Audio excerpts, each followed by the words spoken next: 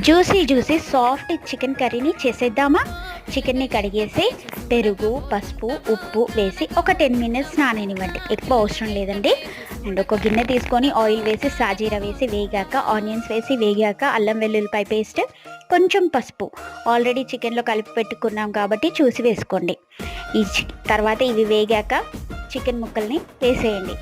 చిన్న మంట మీద ఒక 10 మినిట్స్ మగ్గనియండి. ఇంకో విషయం ఏంటంటే దీంట్లో ఎక్స్ట్రా వాటర్ వేయని అవసరం లేదండి. దీంట్లోనే చాలా వాటర్ వచ్చేస్తాయి చూడండి. ఈ వాటర్తోనే చికెన్ అంతా మగ్గిపోతుంది. కొంచెం దగ్గర పడ్డాక కారం, కొంచెం గరం మసాలా పొడి వేసి మగ్గనియండి. అంతే, సింపుల్గా చేసుకునే ఈ చికెన్ కర్రీ చాలా జ్యూసీగా మెత్తగా బాగుంటుందండి. ఎక్కువ ఇంగ్రీడియంట్స్ అవసరం లేకుండా చాలా బాగా చేసుకోవచ్చు. ఒకసారి మీరు ట్రై చేయండి.